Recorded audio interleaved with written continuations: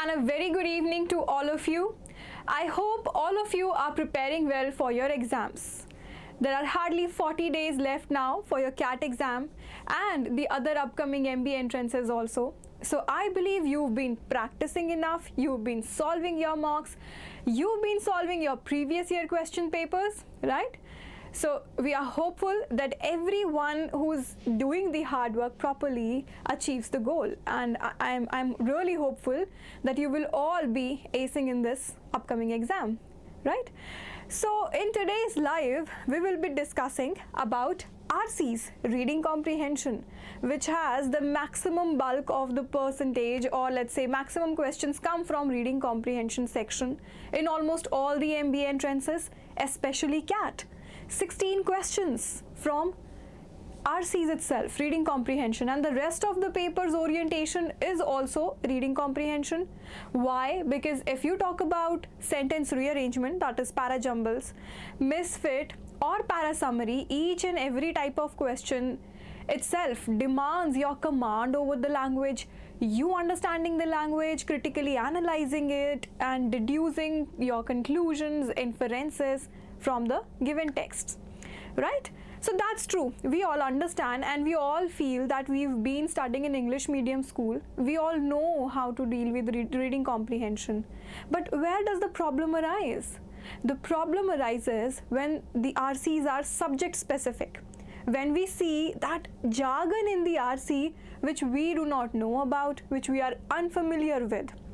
Let's say you've been studying science and technology till your 12th standard in your graduation, and now all of a sudden you have an RC which is from theology, and that too Christian theology, right? So think about it. This might arise difficulty in front of you. So the idea is, or the solution for this problem is, I am not asking you to go and delve deep into each and every article, go read each and every field. I am not asking you to write a thesis here on each subject. It's just that read enough articles from each and every area or subject that you think you can cover up, so that you at least have an idea about it. Only if you have an idea, you have an open mind, a broadened mind to understand things, to take in things and be composed in that state, trust me, you will deal with the RC. Right? So in this series now, from today onwards on this channel, we will be discussing different subject area specific RCs. So the first subject that we've chosen is literature.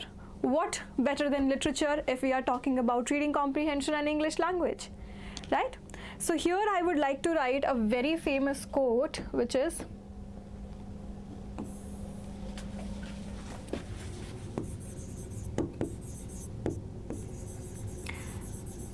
literature is reflection of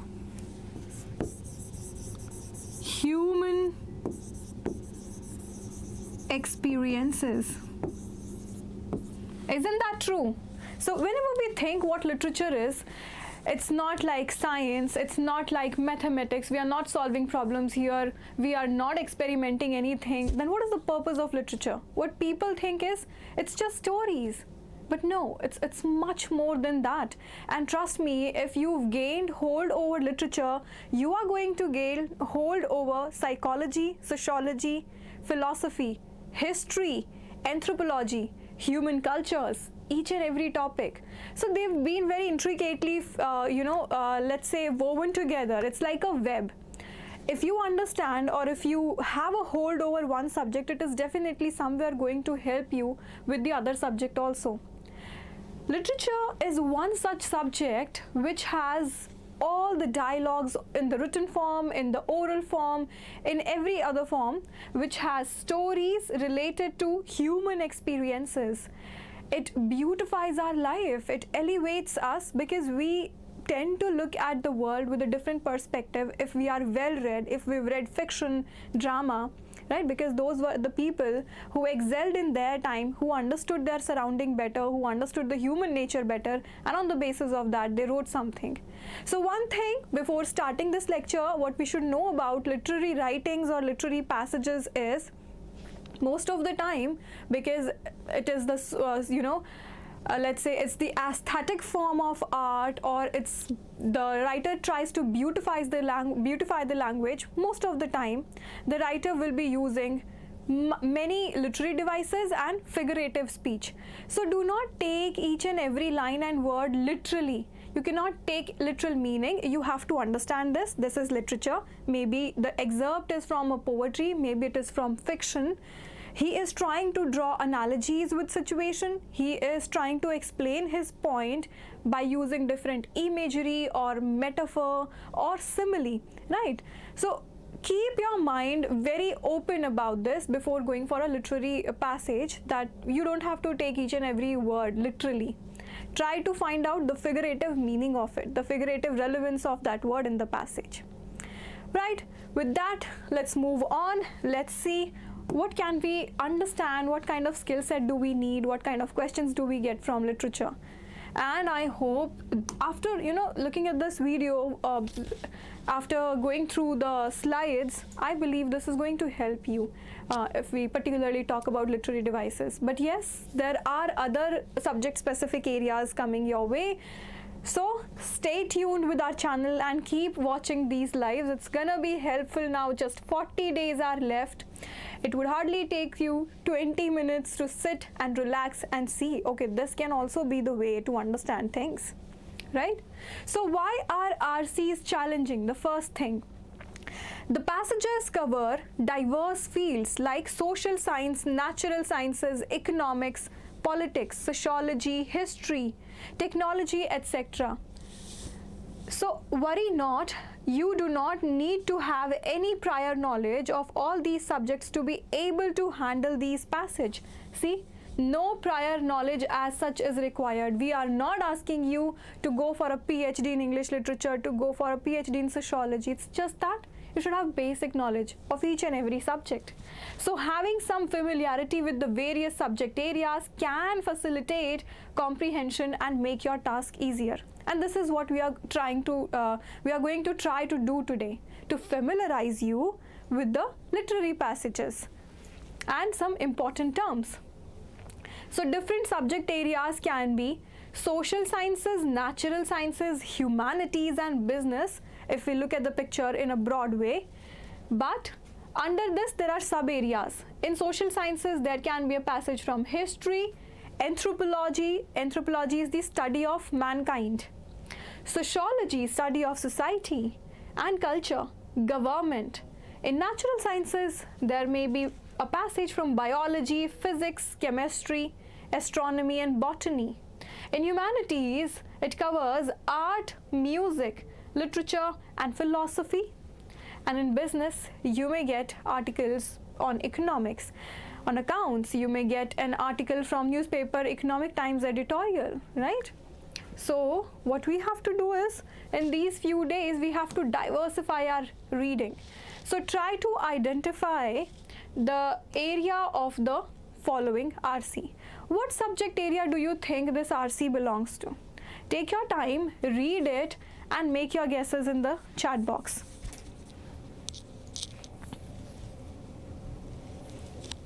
I've just shown you the broad subject areas there can be. Please try to guess what subject area is this RC from.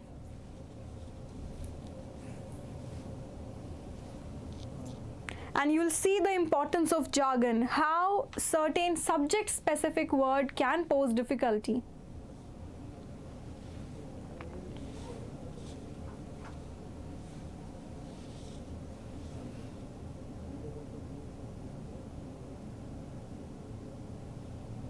Alright, we have our first response from Upstocks. That is wonderful. You've guessed it right. It is literature. Clearly literature, by looking at or reading the first line itself. In a letter of 1817, John Keats wrote, "It struck me what a quality went to form a man of achievement, especially in literature itself," the word is mentioned here, "and which Shakespeare possessed so enormously." Shakespeare, the father of literature, of drama, father of drama. So clearly this is an RC from literature. That is the one thing. You've guessed the subject area correctly. Wonderful. The second step should be, guessing the main idea. What is the author trying to convince us for? What is he telling in the RC? And trust me, this should not take any more minutes, more than 2, 3 or 4, right? It should not take more than 4 minutes to you to read it thoroughly, to understand the gist of it, to guess the subject area of it. All these things, understanding part, it goes all along. While you are reading, it goes all along at the back of your mind. So what is he saying? This particular person, John Keats, who is a famous poet, he wrote a letter. In a letter, he wrote that it struck me what quality went to form a man of achievement.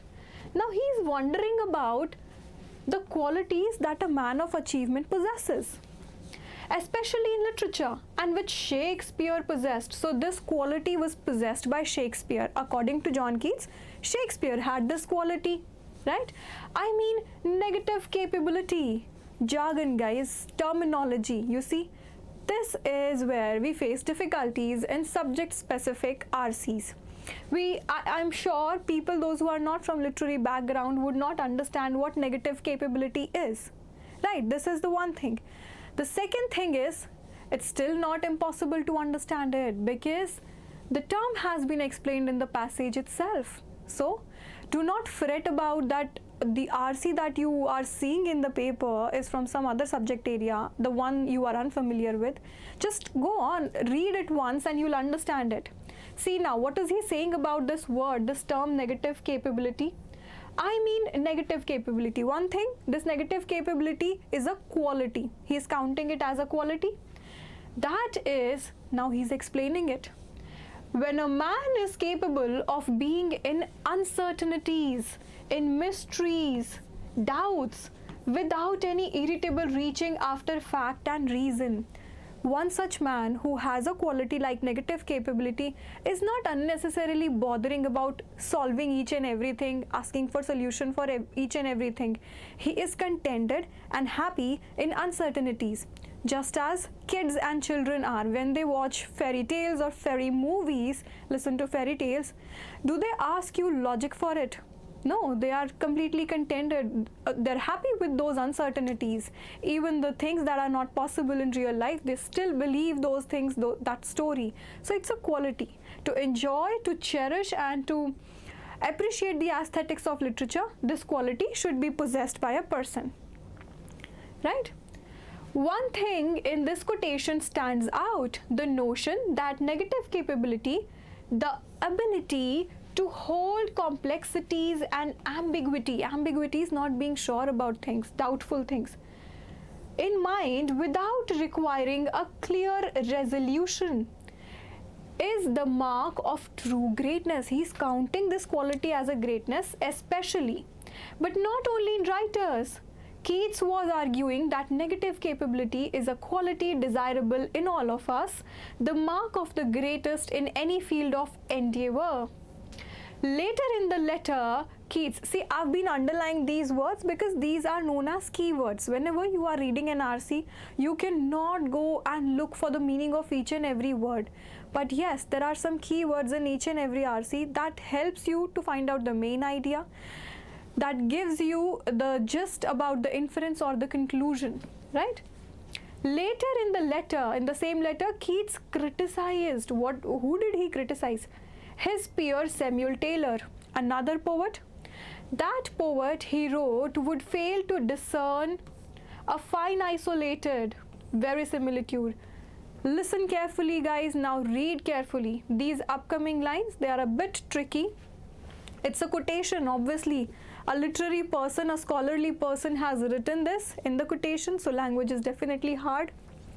He wrote, would fail, a poet would fail to discern a fine isolated verisimilitude caught from the penetralium of mystery, because he was incapable of remaining content with half knowledge.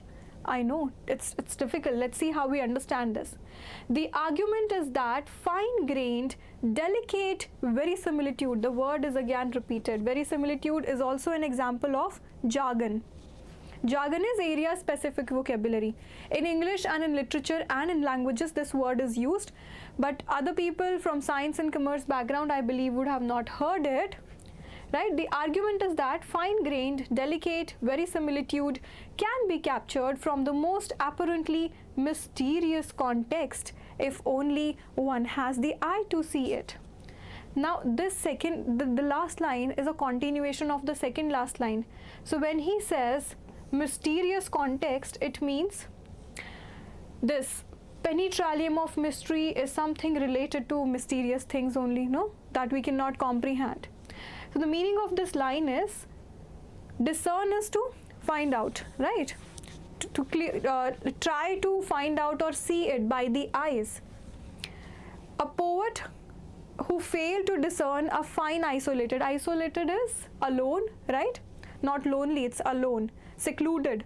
Fine isolated verisimilitude. Verisimilitude is something which is close to reality but not reality. It's close to reality, right? Finding out that isolated, very close reality thing caught from the penetralium of mystery. Penetralium is the centermost part of a building. So this mystery is, you know, again an imagery has been used. Imagine that there is a building which is the building of mystery. From the very depth, from the very center where it is very difficult to reach, the most difficult part to reach, from that area some idea which is very close to reality can be drawn, right? This is what the line is saying. There is one might add verisimilitude to be discovered in fiction and art of all kind that will never be discerned in the pages of an official report. So this is again the beauty of literature itself, saying that these things you will not find in the official papers, you'll find it only in literature, right guys? Okay, see, these are some keywords, some difficult words, examples of jargon that you should be careful about. Enormously is in great amount. Notion is the idea. Resolution is being very particular or being very considerate about something, being very steadfast about something. Endeavor is again when you sincerely try to attempt something. And discern is something that you want to clarify by looking it, by observing it, that you can understand. Verisimilitude is close to reality, but not reality. Penetralium is the innermost or the centermost part of a building. Apparently is clearly, observably. I hope this is now clear how to read the passages of literature and how not to go too deep into it, because yes, the language is difficult. It is figurative, it uses images and figures of speech just to suggest something. Okay, so let's do some basic terms of literature now. So there are different forms of literature. First of all, in the present day, there are many reflections of literature like vlogging, blogging, your Twitter, your Quora, each and everything that you write, the series, books, or even the movies. Everything is a part of literature. So this is the present time phase of it. But originally or conventionally, what are some basic terms of literature? Let's see. Literature can be in different form. Your passage of literature can be based on drama. It can be based on fiction. It can be based on poetry. Even in poetry, there are further other types. If it is a 14-line poem, it's a sonnet. If it is in a dramatic form, a person is saying something to the other person, it will be dramatic monologue. If it is a sorrowful, morose kind of poem, remembering someone, a deceased person, it is known as elegy, right? So it can be from different genres. First one is drama. It's a story or stories in verse or prose. So it can be in poetry form also or in prose form also. Usually for theatrical performance, dramas are meant for theatrical performance, wherein conflicts and emotions are expressed through dialogues and action, right? So dialogues and actions are there in drama. In fable, fable is a story, a narration demonstrating a useful truth, especially in which animals speak as humans. You must remember, you can recall from your childhood days the Panchatantra tales that we used to hear. Now, fairy tales, a story about the fairies or other magical creatures, usually for children. It might include some nymphs also, right? So fairies also, angels also. Next is fantasy. By the name you know, fiction with strange or otherworldly settings or characters, fiction which requires a suspension of reality to enjoy it. This kind of literature requires negative capability. Fiction, it's a narrative literary work which are the products of imagination and are not always based on facts. Fiction is mostly based on imagination. Fiction in verse, full-length novels in which the narrative, now fiction in verse is, though it is a novel only, but in the form of a poem, a lengthy poem. Folklore, okay, lengthy poem reminds me of epic, another term. Epics are also lengthy verses. Ramayana and Mahabharata are also epics. Folklore, the songs, stories, myth, and proverbs of people or folk about the author of which little is known. So they are passed orally from generations to generation. They are handed down by word of mouth. Historical fiction, which is a fiction based on historical events. If it's based on, let's say, Maharana Pratap, or it's based on Prithviraj Chauhan, the fiction will be a historical fiction. Horror, kind of fiction which evoke dread among the characters and the reader. Humor evokes laughter, kind of fiction full of fun, fancy and excitement. It is meant to entertain. Legend, a story of national or folk hero which is based on facts but also relies on imagination. So legends involve. So most of the stories that we see, the mythological story, they are legends.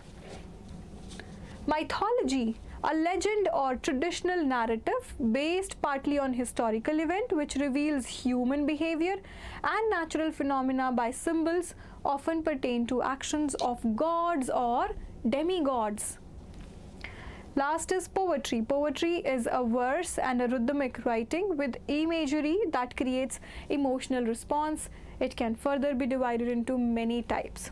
So you must be thinking, why is ma'am explaining us these terms? Trust me, it is important. If you have even a little bit of knowledge, we are not doing any thesis here. I am not asking you to go for PhD in English. It's just that if you are a little more aware than other people, you can get that edge over other people. So literary passages are not that difficult, and trust me, are the most interesting one. I hope this video proves helpful to you. We will be coming with many such topics in the upcoming lives now. We've started this series of different subject areas of RCs. Let's see, we might take philosophy, psychology, economics, technology or science, any topic in the next life. If you have any suggestions, please drop it in the chat box. Until then, all the very best and keep studying hard. Thank you.